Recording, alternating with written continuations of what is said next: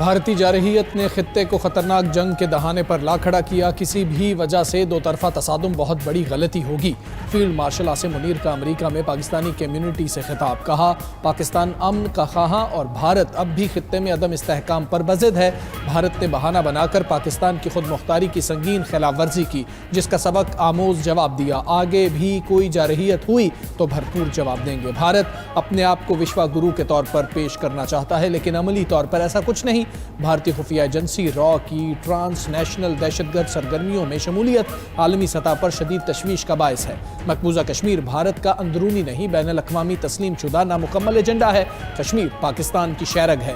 کشمیریوں کے حق خود ارادیت کی حمایت کرتے رہیں گے۔ فیلڈ مارشل عاصم منیر امریکی صدر ٹرمپ کے بھی شکر گزار۔ کہا، ٹرمپ کی اسٹریٹجک لیڈرشپ نے نہ صرف پاک بھارت جنگ رکوائی بلکہ پوری دنیا میں جنگوں کو رکوایا۔ امریکہ کے ساتھ ممکنہ تجارتی معاہدے کی بدولت پاکستان میں بھاری سرمایہ کاری متوقع ہے۔ سعودی عرب، UAE، چین اور دیگر ممالک سے بھی مختلف مفاہمتی یادداشتوں پر عمل درآمد جاری ہے۔ عالمی معاشی تعاون اور سرمایہ کاری کو مزید فروغ دیں گے۔ فیلڈ مارشل نے غزہ میں جاری نسل کشی کو بدترین انسانی المیہ قرار دیا۔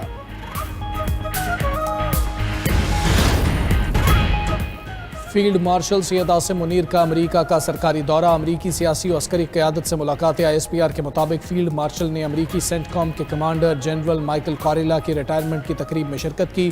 جنرل کوریلا کی شاندار قیادت کو سراہا۔ دو طرفہ عسکری تعاون مضبوط بنانے میں خدمات کی تعریف۔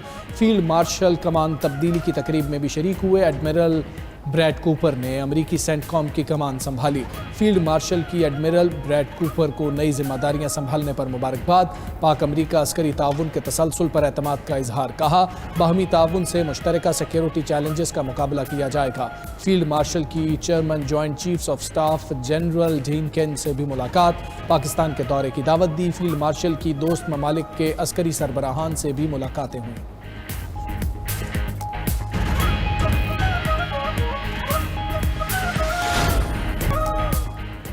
ترکیہ کے مغربی علاقے میں 6.1 شدت کا زلزلہ۔ متعدد عمارتیں منہدم ہو گئیں۔ ملبے تلے دبے افراد کی تلاش اور ریسکیو آپریشن جاری ہے۔ شہریوں میں خوف و ہراس۔ زلزلہ پیما مرکز کے مطابق مرکز صوبہ بالی کیسر کا علاقہ سندرگی تھا۔ گہرائی 11 کلومیٹر ریکارڈ کی گئی۔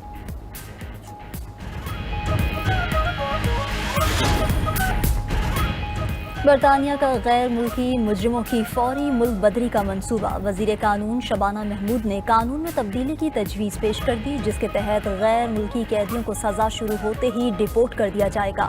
موجودہ قانون کے مطابق قیدیوں کو 30% سزا مکمل ہونے پر ڈیپورٹ کیا جاتا ہے۔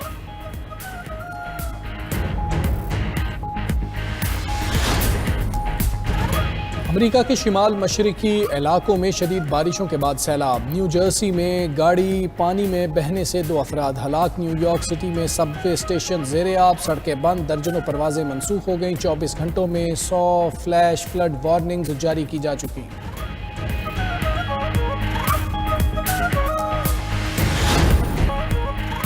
آذربائیجان کے صدر الہام علیوف کا یوکرینی صدر زیلنسکی سے ٹیلی فونک رابطہ۔ کہا، یوکرین میں آذربائیجان کی تیل اور گیس کی تنصیبات پر روسی حملوں کی مذمت کرتے ہیں۔ روسی حملوں کے باوجود یوکرین کے ساتھ توانائی کے شعبے میں تعاون جاری رہے گا۔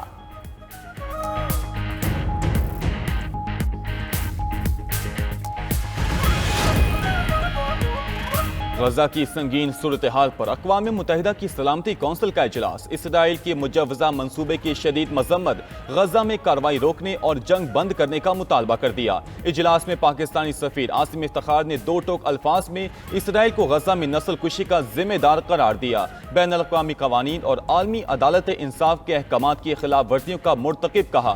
بولے، غزہ فلسطین کا حصہ ہے اور رہے گا۔ برطانیہ اور فرانس نے خبردار کیا کہ اسرائیل کا غزہ پر قبضے کا فیصلہ مزید خون ریزی کا راستہ ہے۔ ایسا کرنے سے اسرائیلی قیدیوں کی رہائی بھی مشکل ہو جائے گی۔ چین کے نمائندے فوکانگ نے کہا کہ غزہ فلسطینیوں کا ہے۔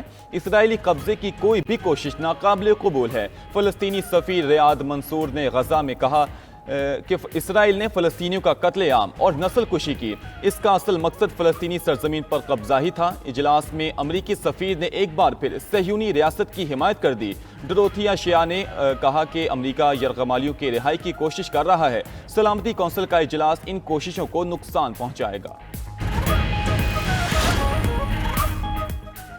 غزہ میں اسرائیلی بربریت تھم نہ سکی، صہیونی فورسز کی بمباری سے مزید 39 فلسطینی شہید، بھوک کے باعث مزید 4 فلسطینی دم توڑ گئے۔ غذائی قلت سے مرنے والوں کی تعداد 217 ہو گئی، 100 بچے بھی شامل۔ اسرائیلی وزیر اعظم نیتن یاہو کی ایک بار پھر ہرزہ سرائی، کہا غزہ میں نئے فوجی آپریشن کا مقصد حماس کے باقی رہ جانے والے 2 مضبوط گڑھ ختم کرنا ہے۔ حماس کو غزہ کی حکمرانی سے باہر کر کے غزہ کا سیکیورٹی کنٹرول سنبھالیں گے اور وہاں پرامن غیر اسرائیلی انتظامیہ بنائی جائے گی۔ ادھر اسرائیلی قیدیوں کے اہل خانہ نے بھی غزہ پر قبضے کی مخالفت کر دی۔ 17 اگست کو ملک گیر ہڑتال کا اعلان، نجی فرمز، مزدور یونینز اور عوام کی بڑی تعداد نے حمایت کر دی۔ اسرائیل میں براہ راست شو کے دوران غزہ جنگ کے خلاف احتجاج، اسرائیلی شہری غزہ چھوڑ دو کی عبارت لکھی، ٹی شرٹس پہن کر سٹیج پر آ کر بیٹھ گئے۔ روس اور یوکرینی صدور کے درمیان ملاقات کے لیے کوشاں ہیں، امریکی نائب صدر جے ڈی وینس کا بیان، کہا صدر ٹرمپ اور پیوٹن کی ملاقات اہم ہے، اگر اس سے پہلے پیوٹن زیلنسکی کی ملاقات ہوئی تو سود مند نہیں ہوگی۔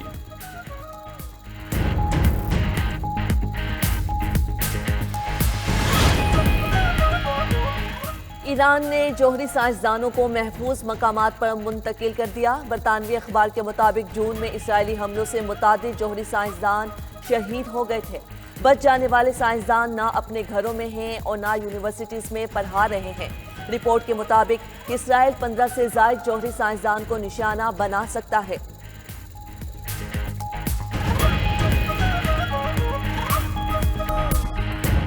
روسی شیلنگ اور ڈرون حملوں میں یوکرین میں 6 افراد ہلاک، درجنوں زخمی۔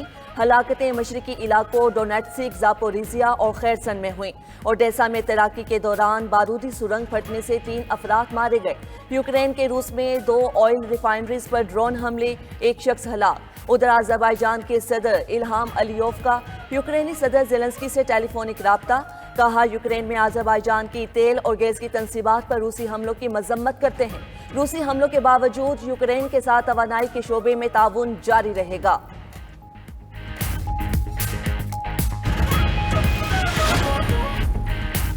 لاہور سے ملتان جانے والی موسیٰ پاک ایکسپریس حادثے کا شکار، رائے ونڈ ریلوے اسٹیشن پر انجن سمیت ٹرین کی 2 بوگیاں پٹری سے اتر گئیں۔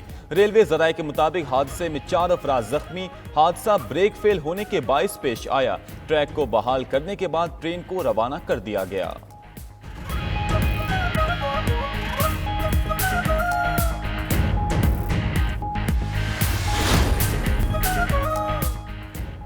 اسپین کے شمالی علاقے نوارا میں جنگلاتی آگ بے قابو، پائن کے جنگل میں ہیلی کاپٹرز کی مدد سے آگ پر قابو پانے کی کوشش جاری۔